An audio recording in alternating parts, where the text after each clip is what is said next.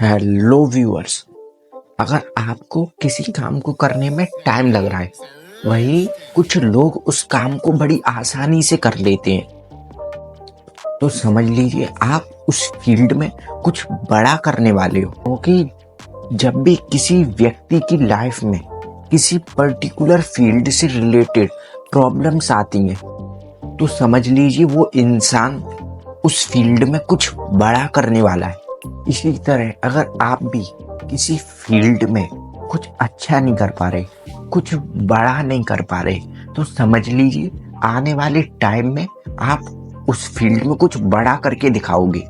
बस कमी है तो आपके हार्ड वर्क की, आपके डेडिकेशन की, आपकी कंसिस्टेंसी की, कि आप उस फील्ड में उस काम को कंसिस्टेंट नहीं कर पा रहे। क्योंकि आज जो चीज आपकी सबसे बड़ी कमजोरी है, कल वही चीज आपकी सबसे बड़ी ताकत होगी। क्योंकि आपकी कमजोरी ही आपकी सबसे बड़ी ताकत है। कैसे आपकी सबसे बड़ी कमजोरी आपकी सबसे बड़ी सुपर पावर है, इस पर मैंने ऑलरेडी एक वीडियो बनाई है। आप आई बटन पर क्लिक करके उस वीडियो को भी जरूर से देख सकते हैं, या फिर इस वीडियो को पूरा देखने के बाद आपको वो वीडियो इसी वीडियो की एंड स्क्रीन पर शो होगी, आप उसे वहां से भी जाकर देख सकते हैं। तो आपको अब ये पता चल गया कि आपकी सबसे बड़ी कमजोरी ही आपकी सबसे बड़ी ताकत है। Your weakness is your super power. तो अब बात आती है कि हमें किसी काम को करने में और उसमें रिजल्ट मिलने में हमें इतना टाइम क्यों लगता है? क्योंकि अच्छी चीजों में टाइम लगता है। ये हमारी वीडियो का टाइटल है। कैसे? तो इसे एक एग्जाम्पल के साथ समझते हैं कि एग्जाम्पल से आप ज्यादा रिलेट कर पाओगे। तो इस एग्जाम्पल को ध्यान से सुनना। तो आपको क्या लगता है, अमिताभ बच्चन जो आज एक सुपर स्टार है, क्या वो स्टार्टिंग से ही, अपने करियर की स्टार्टिंग से ही इतने अच्छे और इतने बड़े एक्टर बन गए? नहीं। उनके करियर की स्टार्टिंग में जब उनका स्ट्रगल पीरियड था या हार्ड वर्क का टाइम था, तब उन्हें कोई भी डायरेक्टर फिल्म नहीं देता था। क्योंकि उनकी हाइट इतनी ज्यादा थी कि कोई भी डायरेक्टर उन्हें अपनी मूवीज में लेना नहीं चाहता था। इसलिए सब डायरेक्टर्स उन्हें रिजेक्ट कर देते थे। फिर उन्होंने हार्ड वर्क किया कंसिस्टेंसी के साथ, और आज देखिए वो इतने बड़े सुपरस्टार है। क्योंकि अच्छी चीजों में टाइम लगता है। इसी तरह क्या आप पैदा हुए उसके अगले दिन से आप चलना सीख गए? नहीं, आपको टाइम लगा चलने में। क्योंकि अच्छी चीजों में टाइम लगता है कि हर चीज का एक प्रोसेस होता है। जब तक वो प्रोसेस नहीं होगा तब तक हमें वो रिजल्ट नहीं मिलेगी। क्योंकि अगर आप ये बताइए, आपको एक अच्छी फिजिक चाहिए, एक अच्छी बॉडी चाहिए, तो आपको उसके लिए जिम जाना पड़ेगा, रेगुलर एक्सरसाइज करनी पड़ेगी, तब जाकर आपको एक अच्छी बॉडी मिलेगी, आपकी एक अच्छी फिजिक होगी। लेकिन अगर आपका मैं जिम नहीं जाना चाहता, तो क्या आपकी बिना प्रोसेस के और क्या एक अच्छी बॉडी बन सकती है? तो नहीं।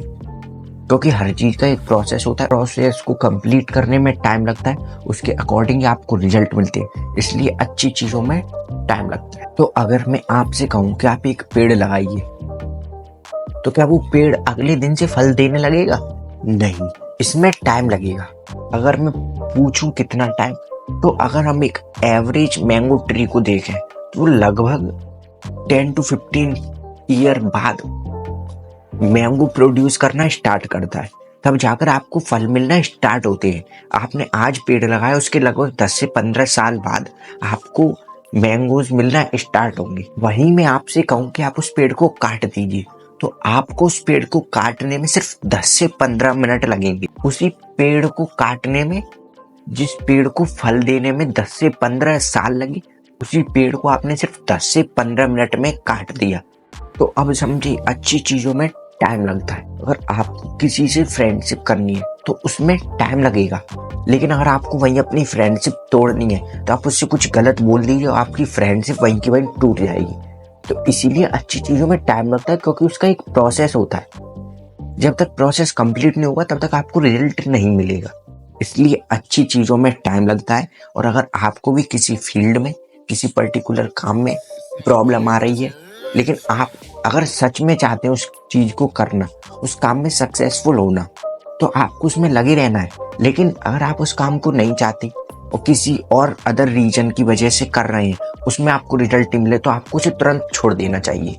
लेकिन अगर आपका मन है उस चीज को करने का, तो भले ही उसमें कितना भी टाइम लगे, आप उस पर लगे रहना है, क्योंकि अच्छी चीजों में टाइम लगता है, क्योंकि कंसिस्टेंसी इज द की।